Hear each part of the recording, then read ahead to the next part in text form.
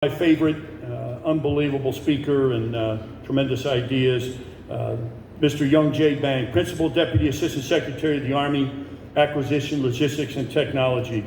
Mr. Bang was appointed as a Principal Deputy Assistant Secretary of the Army on 8 March 2022, and as the Principal Deputy, Mr. Bang advises the Assistant Secretary for Acquisition, Logistics, and Technology and Army leadership on all matters relating to Army acquisition.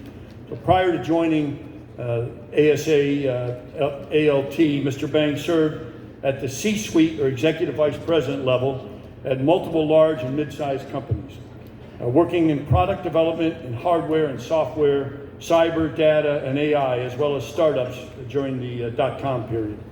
His extensive experience spans commercial and federal consulting, covering technology, healthcare, telecom, and strategy.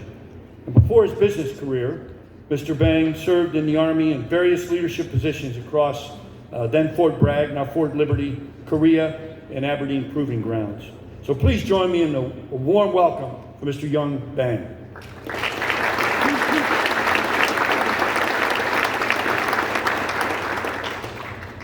Good morning and aloha.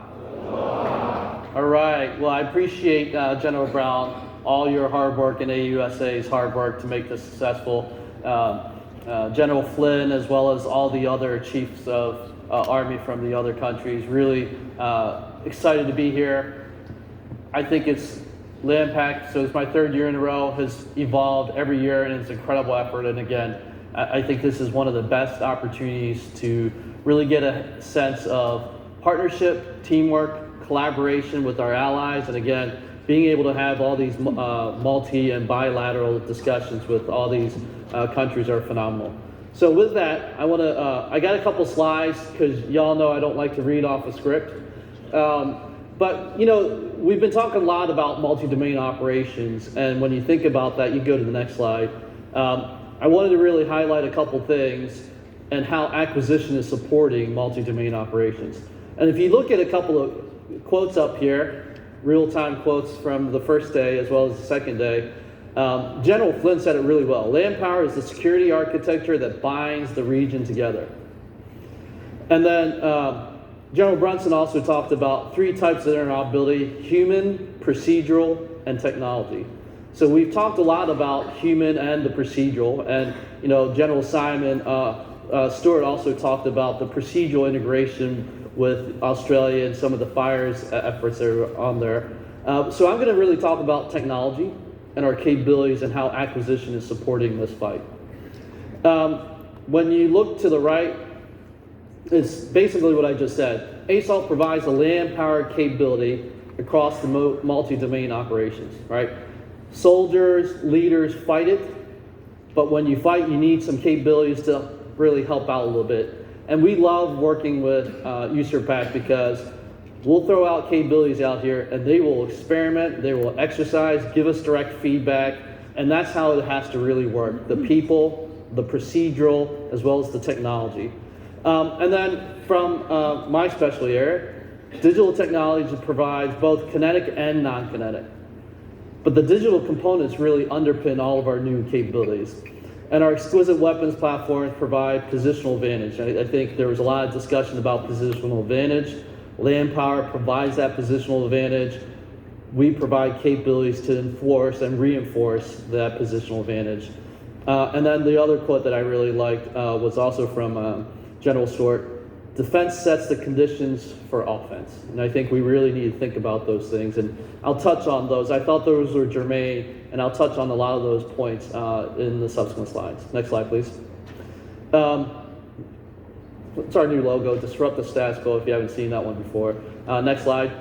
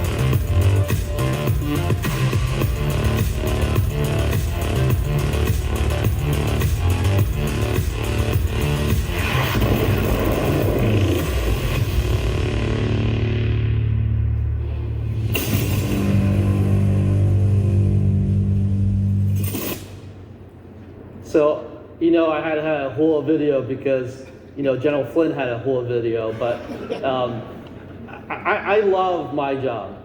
I mean, one, being back in the Army, but two, working on those exquisite weapons platforms is incredible. And, one of the things that we like to talk about is the acquisition at speed. If you saw some of the video, y'all see a lot of the efforts that you all know that we're working on.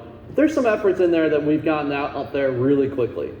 And when you talk about acquisition at speed, I've talked about it before, we've been given a lot of authorities from Congress, and we've been working really hard to accelerate acquisition at speed.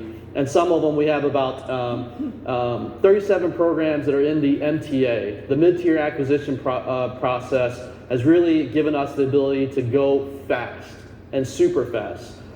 And so when you think about that, we've been able to get, in some cases, capabilities out and fielded to units in 2 years after we've gotten the requirement, which is like lightning fast. And that has been able, really with the partnership with our industry colleagues and partners, have allowed us to get a lot of these acquisitions from a rapid prototyping to a rapid fielding. That's how we've been able to accelerate a lot of these programs, and you'll see some of those in here. But when you think about a lot of the lessons that we're observing in Ukraine and Israel and Hamas, right? We'll have some more slides in there. But we've been able to adapt, get acquisitions at speed, get capabilities out to our Army and to our commands so we can iterate faster and faster. There's a whole laundry list of things here. The other thing that we wanted to highlight is that as we're going acquisition at speed, we're also actually working on how do you get production at scale. And we'll talk a little bit more about that. But our allies and partners are going to really fall into the picture when we're thinking about production at scale in a global and a regional type of scenario. There's a lot of capabilities in here. I did want to talk about a couple things. You can see the efforts that you've been working on, but like when you look at DEM SHORAD, right, we have lasers out there in theater that are working on shooting down drones, right? Everyone's focused on drones. We got a couple more slides after this talking about drones, but we have drone capabilities and we have anti-drone capabilities that we're really fielding and working with our colleagues out here. MRC is a great capability, right?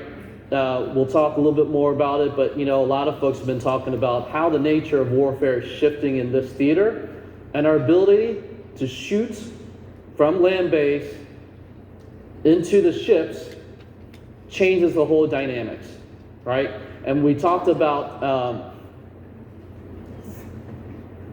there was a quote, and I'm trying to remember who said it. Sea denial and sea control, right, is within reach now from the land.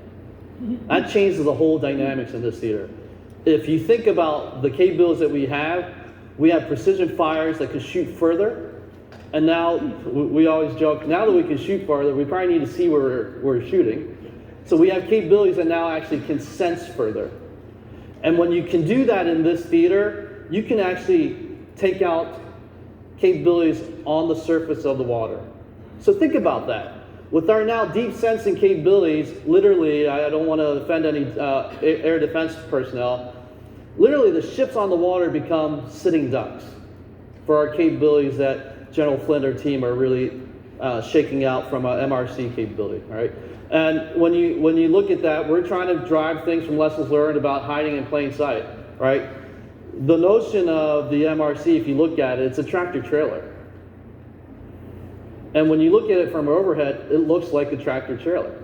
Now it comes up, and we're working with the Navy, right? Because really, when you think about it, we really took and cut the Navy's launcher in half, put it on a tractor trailer, basically. And when you move that around, we're trying to hide in plain sight so we can actually then shoot the Navy's missiles, Tomahawks and SM-6s, incredible capability. And again, our ability from the land now to control and bottleneck the sea, phenomenal capability that, again, we're doing all this to support the fight here. The next slide here talks about other things. Those are things that y'all know about. These are things that we've been working on pretty aggressively here. Coyotes from a counter UAS perspective. loitering capabilities like the switchblades that are out there. The MSV light is going to be critical in this theater, so we're working on getting that out to Hawaii as fast as possible.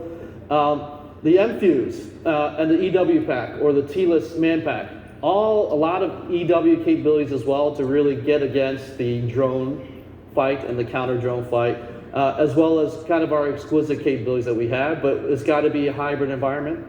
Ghost, RCVs, tons of capabilities they're working out now to really field, right, with our partners, right, out in the COCOM and theater. Next slide.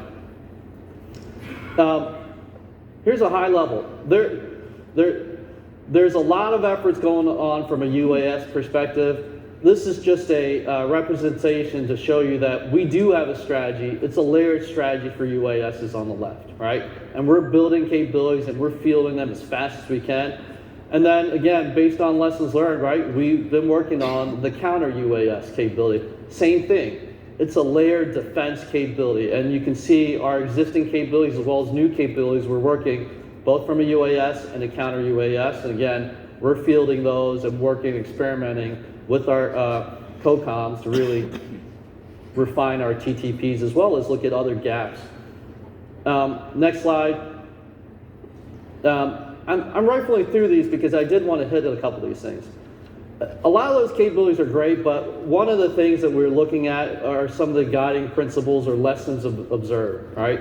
There's a lot of discussions about, hey, is it precision and long-range fires? Or, hey, is it conventional fires and mass, right? We've been talking about mass effect across the board.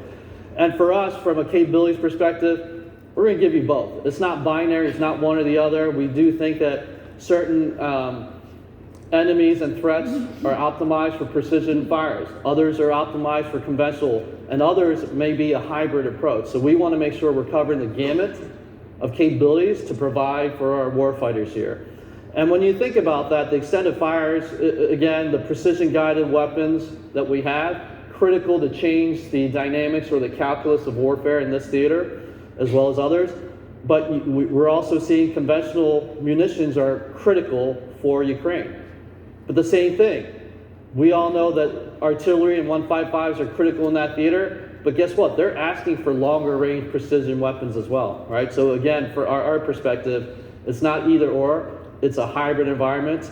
The low signature on the move, I think, is a huge lesson learned that we're working on. Russia, in the beginning of the war, was lighting up like Christmas trees, so it was easier to target. They're adapting as well.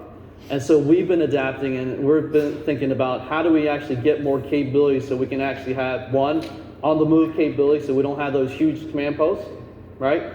And as well as how do we look at our signature and then hide in plain sight, right? So that our soldiers and leaders can actually fight better on the move and not be targeted the way that we've been targeting Russia. We talked about sensing. I mean, when you think about the assets that have been out there from the P-LEO and the LEO constellations, right? It's changing the game. Those type of things that augment our existing military capabilities, again, a hybrid environment. We're taking advantage of all of that as much as we can. Again, the deep sensing is critical to this environment. Cyber and EW capabilities. So previous slides talked about a lot of our EW capabilities we're fielding out. There's a lot and many classified that y'all probably don't know about. And when we're fielding that in conjunction with cyber, when you think about the T-less BCT, the T-less BCT is the first time we're actually getting cyber, EW, and SIGINT capabilities out to the field all converged, right? The T-less BCT is a EA, electronic attack capability, man-packable, soldier, slightly partial since I'm a light person, you can just put it on your backpack and use that to provide electronic attack capabilities, right? Cyber, we didn't get into a lot of details, but we actually have defensive as well as offensive capabilities, and we're actually converging a lot of that, again, like into the T-less BCT. And those are all components of capabilities from a multi-domain, non-kinetic operations standpoint. One of the things that, General Flynn talks about a lot is about interior lines. I know the next panel is going to be talking about interior lines, but I think that's critical. and how we look at interior lines have to be a little bit different. One of our PEOs who don't actually get a lot of visibility, our PEO for combat support and combat service support, are really thinking about this theater specifically. How do we do resupply differently? How do you look at autonomy and transportation for that resupply mission? The distance of tyranny that we all talked about is critical, and how do we overcome that? And so I think when we look at those type of things, we've been really focusing on the transportability, right? We have exquisite capabilities that are heavy in nature, right? I was actually at Fort Liberty, previously Bragg, when we actually decommissioned, my unit decommissioned the last turkeys and tokies. That was in the 90s, our EW capabilities. I was also there when we decommissioned Sheridans. And so what's old is new again, because we recognize EW is critical, right? But then when you look at the Booker, some theaters need heavier firepower but can't be as heavy as our current fleet of armored vehicles. So we had the Booker to look at that. Transportability of lighter fleets coupled with older fleets of vehicles are going to be critical, and how we look and think about that. Resupply is another area, right? How this theater has to look at resupply on an island hopping scenario or across the tyranny of distance is critical. And so we're looking at other ways to think about the resupply. When you look at the bridging capabilities that we have, organic to the Army, this theater is going to need more of that in a volume perspective. But not only are they going to need more bridging capabilities, look at what's going on with Gaza. There's a pier that's going on there, right? Now, I don't know, I'm not a real engineer, I'm just a systems engineer, I'm not a combat engineer, but when you think about that, we provide capabilities for the engineers to build things, to include piers and bridges. And my assumption is that this theater is going to need more of that, especially when China owns or controls 70% of the ports here in this theater. And so those are the things that we're thinking about. We need demand signals from our allies as well as our COCOMs to really help us look at resupply a little bit differently. And then predictive logistics is going to be critical.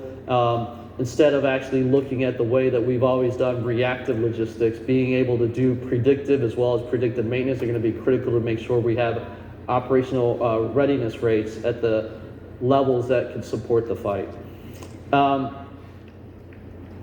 The next slide talks a little bit more about some of the things that I wanted to hit on a little bit more. MOSA, everyone knows MOSA, and from a hardware and platform perspective, I think people get it, right? We've been driving specs, hardware specs, and the vendor community have been really open about fitting into that. What we're trying to do is MOSA for more than just the hardware. We're trying to drive it for software through open APIs or industry adopted APIs. And at the data level, right, we're driving it through the data mesh and the unified data reference architecture and reference implementation. The point here being is the way we do MOSA is different. It's not just hardware. We have specs essentially at the hardware level. We have specs at the software level. We have specs at the data level. That's going to give us that interoperability and the integration that we need to fight in this theater, to fight with our allies. But first, what we have to get away from is these vertically integrated platforms, and that's how we're getting at the challenge here, okay? The next slide, I think, talks a little bit more about the UDRA, the data mesh. People, I think y'all remember me talking about maybe 2 years ago. The thing is real now. We have digital models. You can go to ixl.army.mil, and if you have capabilities, plug in, request access, and you can plug into the lab and refine how the data mesh works with your product, with your capabilities, whatever. It's real. I'm just showing you progress from multiple years that I've been up here preaching what we're working on. The next slide talks a little bit more about the software side of things, right? South by Southwest, the Secretary talked about software and how the Army is meeting industry in the middle. Industry has been doing software better than us for a long time.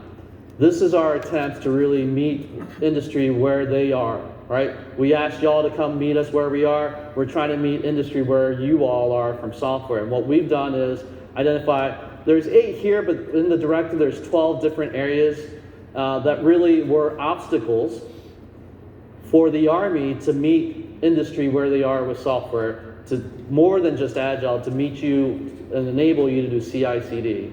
So the 12 points, major points in the software directive really enables us to take out those institutional blockers so we can get software and the capabilities to our warfighters faster, okay? And then the next slide talks a little bit about a couple of the other things that we're working on, right? So if you remember the previous slide about MOSA, we're separating hardware, we're separating software, and we're separating data. Why? Because unintentionally, these vertically integrated solutions or platforms lock in our data. If we want to get AI at scale, we have to liberate the data. And we also have to better manage that data. And so the data mesh enables us to do there. But then we're now focusing on the AI portions of things, right? So ASALT recently released a 100-day implementation plan for us to drive the conditions to enable us to adopt AI at scale. So what's after the 100-day plan? Well, we're also going to do after the 100 days. 100 days sets the conditions. A 500-day plan after that operationalizes it. And then if you can do the math, right, the Army, it's about 2 years, the Army is the first service to POM artificial intelligence in the department. And so with the 100 days setting the conditions, 500 days operationalizing it, takes us to the program. That shows you how we're actually thinking about it and getting after the hard problems. Similarly, like the software directive, what we're trying to do, we're building out 5 levels of efforts, but really we're looking at what are the barriers for the Army to adopt artificial intelligence from industry, right? So we recognize we have an incredible amount of data and we have some very talented people. But let's face it, we're not going to do artificial intelligence better than industry. And so what we're looking at is, how do we adopt third-party generated algorithms from y'all? What are the blockers from allowing us to do that? And we're going to knock those down just like we did with the software directive so we can really operationalize and get this at scale so we can get it to our warfighters, okay? The next slide really talks a little bit about this. I wanted to put this out here because this is really about our X-Tech, and it's really focused on AI. But you can really look at the different parts there and the dates. The important part of that is really saying, as we're setting these conditions, we want industry to come back to us and tell us, hey, we got these capabilities, we got these processes, we got these tools, and work with us, right, before the program of record, right? So what we have done is set up the program of record in 2 years, but with the 100-day and 500-day plan, we're actually getting at those problems, like I said. But really, how do we actually get industry to help us now? We're doing it through X-Tech and SBIRs. So we're going to get you funding to help you scale your capabilities. And as that progresses from phase 1 to phase 2, right? Phase 3, if you get past the phase 2, the phase 3 will tee us perfectly for the programs of records with the funding. So that's how we're actually moving things, right? And we're bridging or alleviating this whole valley of death. So we're going to get you funding, help you scale, help you mature, and when that actually happens, then we can get it ready right for the programs. And the next slide here talks a little bit about, and kind of wraps it back up,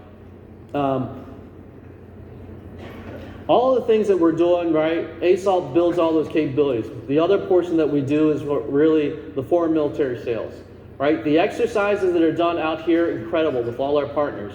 There's a dimension of security cooperation as well as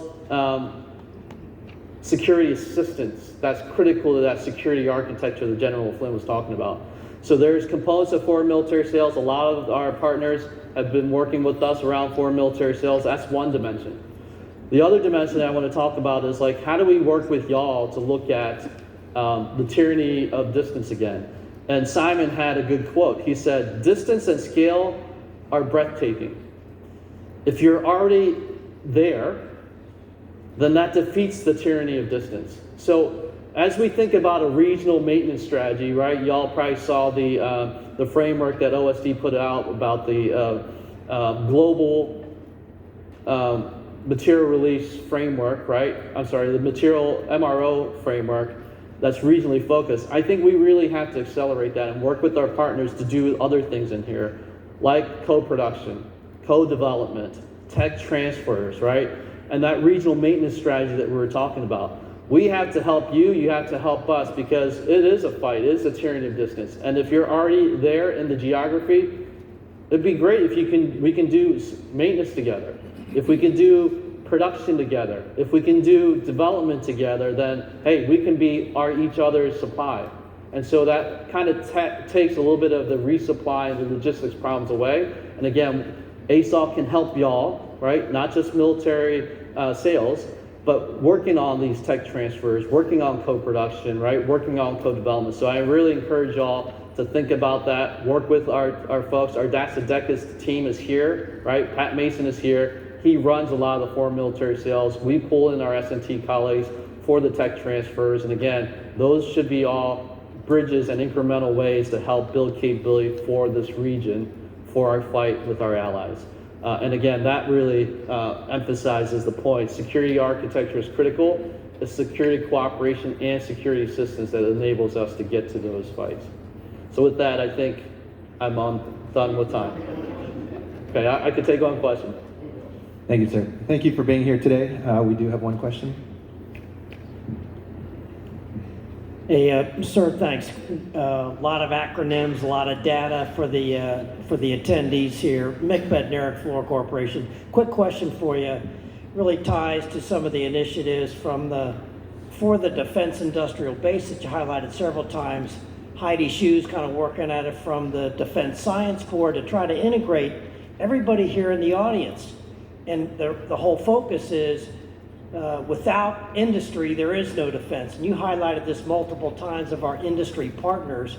How would you see that going forward to better integrate them early on to identify the requirements coming not only from the combatant commanders, but more fundamentally from the component commanders? Thanks. Yeah, no, that's a great question. I come from the industry side, so I understand that, right?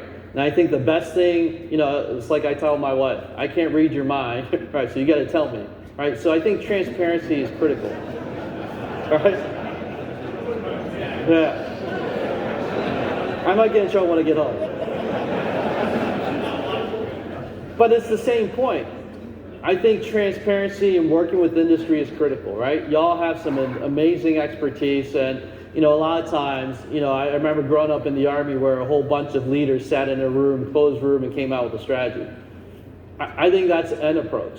I think it's great to get a room together with leaders as well as industry so we can kind of spin and riff off each other and understand the technology and capabilities you have and then what we're all trying to do. So I agree with that approach 100%. A lot of the experimentation and exercises incorporate industry as well as capabilities that way. I think the more we can do that and feed the requirements so it's more of a reciprocal relationship, going back to communication and transparency, I think is critical so we can actually get there faster. Sir, thank you again for being here. Let's give Mr. Bang a big round of applause.